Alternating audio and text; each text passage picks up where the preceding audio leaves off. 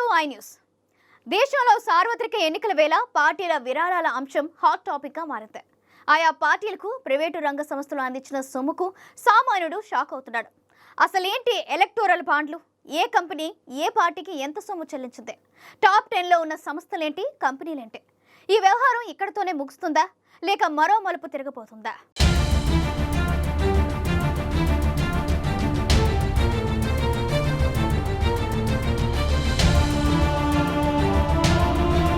ఎన్నికల బాండ్ల జారీ ద్వారా రాజకీయ పార్టీలు విరాళాలు సేకరించిన వ్యవహారాన్ని సుప్రీంకోర్టు వదిలేసిన వ్యవహారం మరో మలుపు తీసుకునేలా కనిపిస్తోంది. ఇప్పటికే 2 సార్లు న్యాయస్థానం నుంచి ఆదేశాలు అందుకున్న ఎస్బీఐ క్లియర్ కట్ గా ఎలక్టోరల్ బాండ్ల వివరాలను బహిర్గతం చేసింది. ఈ క్రమంలోనే ఈ ఎలక్టోరల్ బాండ్లు అంటే ఏంటి అని ప్రజల్లో ప్రశ్నలు తలెత్తుతున్నాయి. ఎలక్షన్ బాండ్ అంటే కరెన్సీ నోట్లా రాయబడిన ఒక బాండ్ పేపర్ మాత్రమే. మన దేశానికి చెందిన వ్యక్తులు గాని సంస్థలు గాని దేశంలోని వివిధ రాజకీయ పార్టీలకు విరాళాలు ఇవ్వడానికి ఈ ఎన్నికల బాండ్లను ఉపయోగిస్తారు. ఈ ఎన్నికల బాండ్ల పథకాన్ని 2017 నుంచి 2018 ఆర్థిక సంవత్సరంలో అప్పటి కేంద్ర ఆర్థిక శాఖ మంత్రి అరుణ్ జైట్లీ బడ్జెట్ ప్రవేశపెట్టే సమయంలో దీన్ని తొలిసారిగా ప్రవేశపెట్టారు. రాజకీయ పార్టీలకు విరాళాలు ఇచ్చేందుకు ఈ ఎలక్టోరల్ బాండ్స్ పథకాన్ని తీసుకొచ్చారు. ఇక మొదటిసారి ఈ బాండ్ల అమ్మకాలు 2018 మార్చి 1వ తేదీ నుంచి 10వ తేదీ వరకు జరిగాయి. ఎలక్టోరల్ బాండ్లపై బ్యాంకులు ఎలాంటి వడ్డీ చెల్లించవు. కేంద్ర ప్రభుత్వం ఇచ్చిన సూచనల మేరకు ఎలక్టోరల్ బాండ్లను జనవరి, ఏప్రిల్, జులై, అక్టోబర్ మొదటి 10 రోజుల్లో బ్యాంకులు జారీ చేయగా పార్టీలకు విరాళాలు ఇచ్చేవారు కొనుగోలు చేసే అవకాశం ఉంటుంది. ఎలక్టోరల్ బాండ్లు 1000, 10,000, 1,00,000, 1 కోటి రూపంలో ఉంటాయి. ఈ ఎలక్టోరల్ బాండ్లు దేశవ్యాప్తంగా ఎంపిక చేసిన స్టేట్ బ్యాంక్ ఆఫ్ ఇండియా శాఖల్లో మాత్రమే అందుబాటులో ఉంటాయి. ఇక ఎలక్టోరల్ బాండ్లను కేవైసీ ధృవీకరించిన ఖాతాదారులకు మాత్రమే కొనుగోలు చేసే అవకాశాన్ని కల్పించారు. ఎన్నికల బాండ్లను కొనుగోలు చేసిన తేదీ నుంచి 15 రోజులలోపు ఖాతాదారులు వాటిని తమకు నచ్చిన పార్టీకి అందజేయాల్సి ఉంటుంది. అయితే ఎన్నికల బాండ్లపై ఎవరు కొనుగోలు చేశారనేది మాత్రం ఉండదు. ఆ వివరాలన్నీ బ్యాంకు వద్ద సీక్రెట్ గా ఉంటాయి. ఈ ఎన్నికల బాండ్ల పథకం కింద చేసే విరాళాలు జమ చేసే వారికి పూర్తిగా పన్ను మినహాయింపు ఉంటుంది. విరాళాలు ఇచ్చేవారి వివరాల్ని బ్యాంకులు, రాజకీయ పార్టీలు రహస్యంగా ఉంచుతాయి. ఒక వ్యక్తి లేదా సంస్థ ఎలాంటి పరిమితి లేకుండా ఎన్ని బాండ్లైనా కొనుగోలు చేసే వెసులుబాటు ఉంటుంది. ఈ పథకంలోని నిబంధనల ప్రకారం ప్రజా ప్రాతినిధ్య చట్టం 1951లోని సెక్షన్ 29A కింద రిజిస్టర్ చేయబడిన రాజకీయ పార్టీలు మాత్రమే ఈ ఎలక్టోరల్ బాండ్లను స్వీకరించేందుకు అర్హత ఉంటుంది. అయితే గత 6 ఏళ్లలో ఈ ఎలక్టోరల్ బాండ్లు విక్రయించడం ద్వారా అన్ని రాజకీయ పార్టీలకు కలిపి మొత్తం 16,437 కోట్లు సమకూరాయి. తాజాగా సుప్రీంకోర్టు ఆదేశాలతో ఎస్బీఐ వెల్లడించిన లెక్కలివి.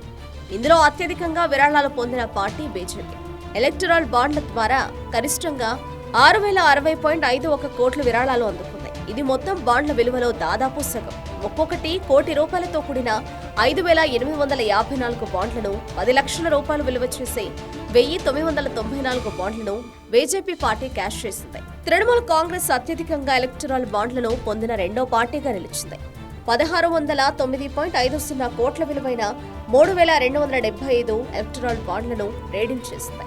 వీటిలో 1,467 కోటి రూపాయల బాండ్లు ఉండగా 10 లక్షల రూపాయలు 1,384 బాండ్లను క్యాష్ చేసింది టీఎంసీ. ఈసీ వెబ్సైట్లో అందుబాటులో డేటా ప్రకారం కాంగ్రెస్ 1,421.86 కోట్ల విలువైన 3,141 ఎలక్టోరల్ బాండ్లను క్యాష్ చేసుకుంది. ఇందులో 1,384 కోటి రూపాయల బాండ్లు ఉండగా 10 లక్షల విలువ చేసే బాండ్లు 958 ఉన్నాయి. ఇక ఎన్నికల బాండ్ల రూపంలో అత్యధికంగా విరాళాలు అందుకున్న 4వ పార్టీ బీఆర్ఎస్.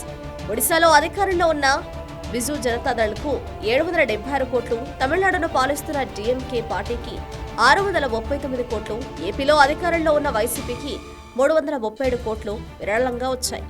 టీడీపీకి 219 కోట్లు, జనసేన పార్టీకి 21 కోట్లు, ఉద్ధవ్ శివసేనకు 158 కోట్లు, లాలూ ప్రసాద్ యాదవ్కు చెందిన ఆర్జేడీకి 73 కోట్లు, ఆమ్ ఆద్మీ పార్టీకి 65 కోట్లు విరాళంగా అందాయి. ఎలక్టోరల్ బాండ్ల ద్వారా 2019 నుంచి 2024 మధ్యకాలంలో రాజకీయ పార్టీలకు అందిన విరాళాల్లో సగానికి సగం కేవలం 23 కంపెనీల నుంచే అందింది.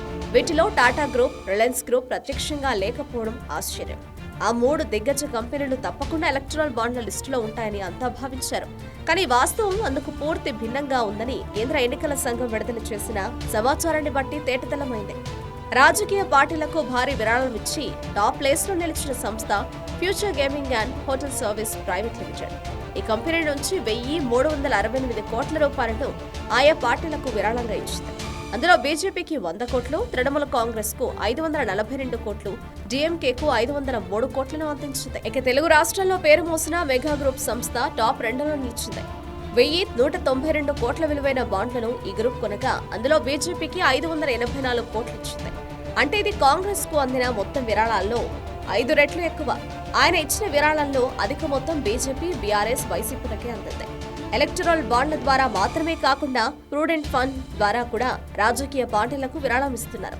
ఆ తర్వాత మహారాష్ట్రకు చెందిన quick supply chain private limited company 658 కోట్లు, వేదాంత లిమిటెడ్ 729.3 కోట్లు, హల్దీ ఎనర్జీ లిమిటెడ్ 752 కోట్లు, ఎస్ఎల్ మైనింగ్ అండ్ ఇన్స్ లిమిటెడ్ 449 కోట్లు, Keventer food park infra limited 390 కోట్లు, ఎంకేజే ఎంటర్ప్రైజెస్ లిమిటెడ్ 370.74 కోట్లు, మదన్ లాల్ లిమిటెడ్ 347 కోట్లు విరాళంగా అందించాయి.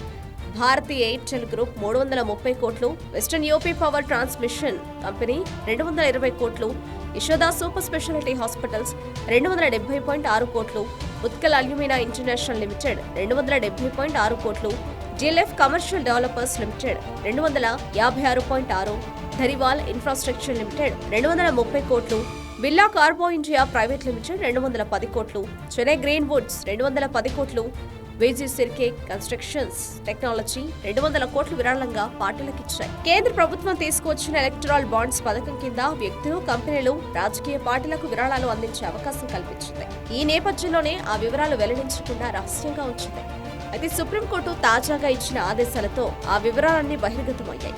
అయితే రాజకీయ పార్టీలకు విరాళాలు అందించిన చాలా కంపెనీలపై కేంద్ర దర్యాప్తు సంస్థలైన central bureau of investigation CBI, enforcement directorate ED, income tax ఐటీలు ఇప్పటికే దాడులు చేశాయి. అంతేకాకుండా కొన్ని కంపెనీలకు సంబంధించిన ఆస్తులను కూడా అటాచ్ చేశాయి. ఈ నేపథ్యంలో ఆ కంపెనీలు రాజకీయ పార్టీలకు చెందిన ఎలక్టరల్ బాండ్లను భారీగా కొనుగోలు చేసి విరాళాలు అందించడం ప్రస్తుతం తీవ్ర చర్చనీయాంశంగా మారింది. రాజకీయ పార్టీలకు విరాళాల అంశం కూడా ఆయా సంస్థలపై దాడులు, దర్యాప్తు తీవ్రతను ప్రభావితం చేసినట్లు తెలుస్తోంది.